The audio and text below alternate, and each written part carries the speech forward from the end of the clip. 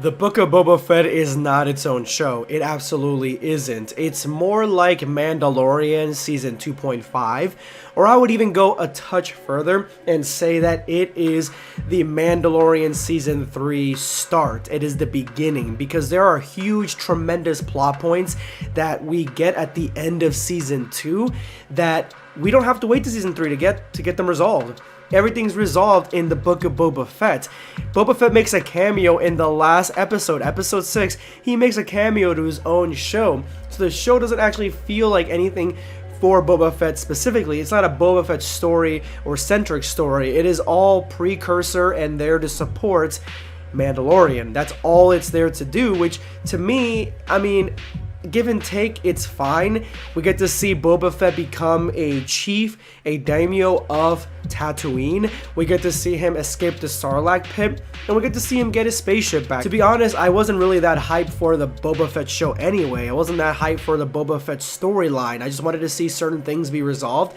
They have been resolved, and yeah, he has basically had the show where it sets up so much cool shit for a Mandalorian Season 3 and resolves cool shit from Mandalorian Season 2, where this is not really his own show, but at least it gives him a little bit more character and a future in the Star Wars universe.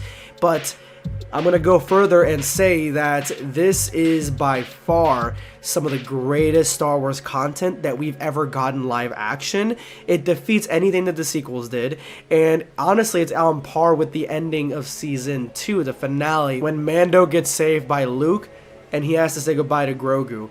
It's on par with that. It is phenomenal, and from here on out, I'm going spoilers. In episode 5, we get Mandalorian actually not only losing his Mandalorian title and connection to the other Mandalorians, pushing him closer to the less heretical Mandalorians, but he also keeps the Darksaber. He learns how to wield it. We get some badass story. We get him cutting a guy in fucking half, which is more than Boba Fett has done in the entire series so far, and we just get so much cool shit. He gets a Naboo starfighter for his new ship. I love that ship. I loved it when I saw it in episode 1 when I was 11. I loved it now. I love it in silver. It is one of my favorite ships of all time, and he fucking gets it. This show, this series knows how to connect prequels and original content seamlessly. Everything that I wanted from the sequel series, this show knows how to do it. It's crazy that the sequel series can't even mention prequels. It goes only on the original and just mimics it, and it does a terrible job at that as well. It's crazy how good this is, because these last 2 episodes honestly have washed away the bad taste in my mouth from that was left from Rise of Skywalker in my mouth for so long.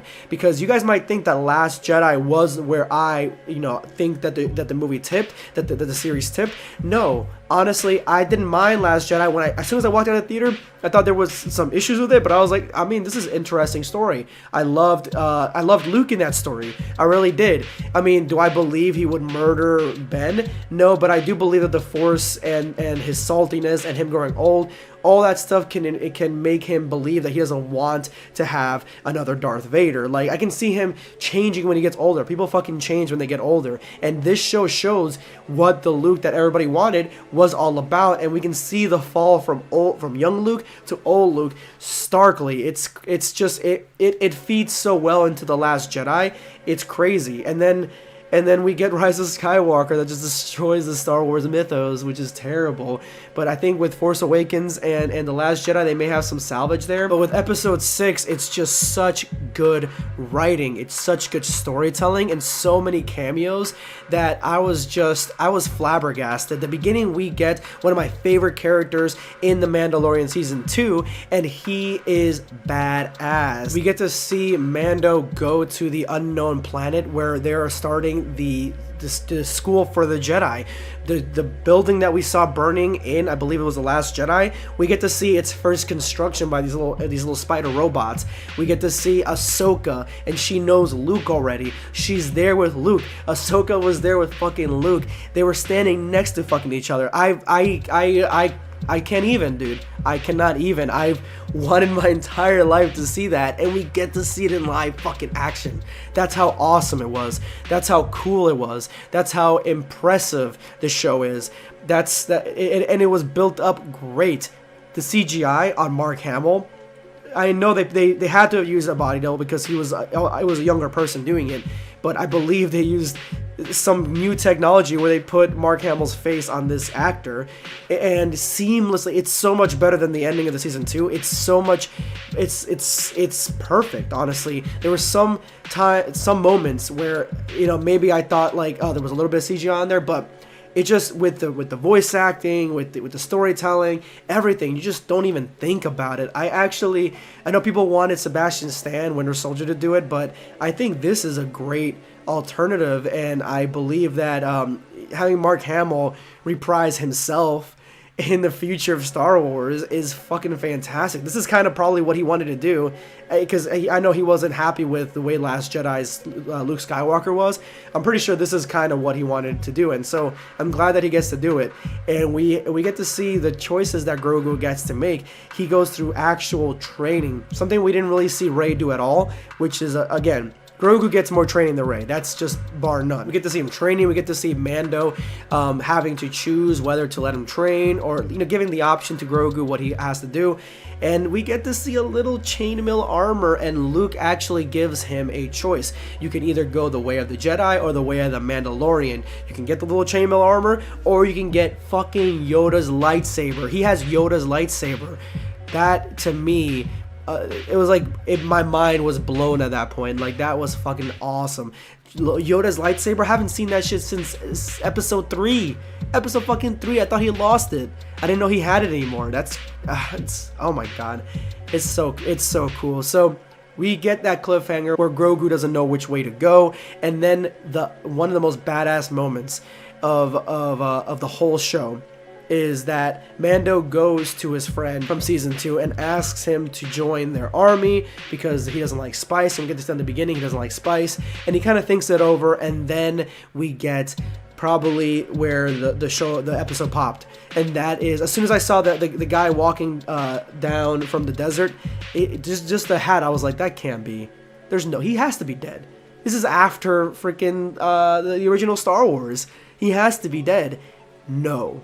It is Cad fucking Bane in live action, CGI.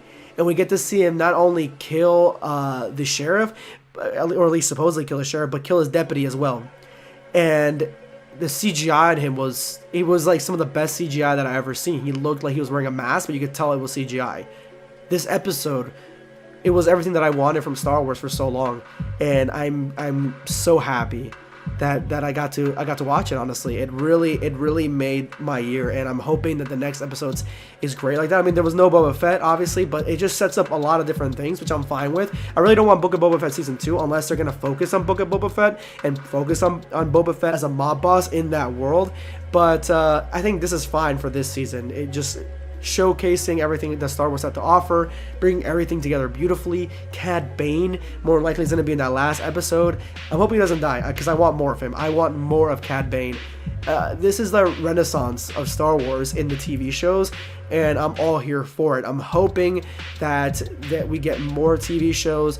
I'm hoping that we get stuff kind of making the sequels a little bit better, at least leaving a better taste in my mouth. And finally, I'm hoping that they focus on Grogu a lot. It feels like Grogu is going to be episode 10, 11, and 12. I think Grogu is going to be the next trilogy of movies. They're going to be set up by Grogu. That's what's going to be. Whether any other sequel characters come back, to be honest, a lot of people will say no. I don't mind Rey at all.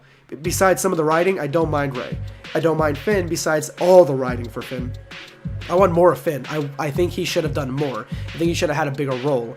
And that's basically it. Rey and Finn, they're the only ones that I want coming back. Basically it.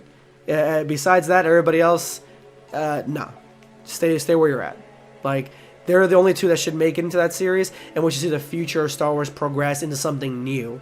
Something new, where it's a mixture of the old and the new. Prequels and Western planets, high society, and a lot of technology, and Tatooine. Like that's what exactly it should be, with a new storyline, a new threat for the galaxy, something new. If this is like maybe like the rise of the Mandalorians or something like that, where they they try to take over the galaxy and they actually succeed, and Grogu has to face off against them, bro, there's so much shit that can be told in this story. Sensational.